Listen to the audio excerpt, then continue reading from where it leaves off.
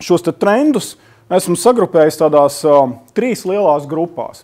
Viena ir mikrotrendi, otra ir tā kā midī trendi, ja, un kas par to, kas notiek Latvijā, ieskats, un tad ir makrotrendi, kas notiek pasaulē.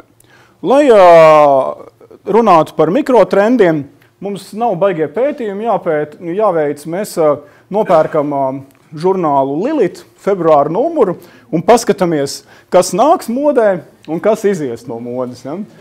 Tātad izies no modes ceļojuma galamērķi, kur jūs aizved ar autobusu, jūs apskaties piramīdas, atbraucat atpakaļ. Ja, bet nāks modē, ja, Normandijas apmeklēšana, tur austerēšana etretā, ja, kur Monet gleznoja un tam līdzīgi. Ja, tātad priekš cilvēkiem tādi sagatavoti varianti. Ja, un atkal izies no modes apsēstība ar austerēm un vīnu, ja, bet modē nāks vienkārši veselīgi, svaigu un dzīvu pārtiku. Ja, par galveno vērtību kļūst tieši ēdienu kvalitāte, nevis recepts izsmalcinātība. Ja? Lūk, konditorija. Ja? Tad Rīgā, piemēram, pēdējo 3 gadu laikā vai 2 gadu laikā tika atvērts vairākas makaronas kafejnīcas.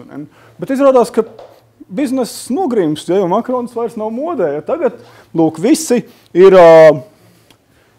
virtuļa un krosāna hibrīds, kur dēļ pašlaik prātā jūk visi Ņujorka.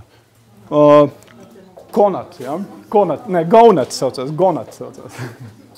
Nu, un tad, ja jūs domājat, kā apģērbties, un ir rupi kļūda apģērbties 60. gadu tādā eklektiskā stilā, ja, bet lūk, jāģērbjās ir tuvāk dabai hipiju stilā.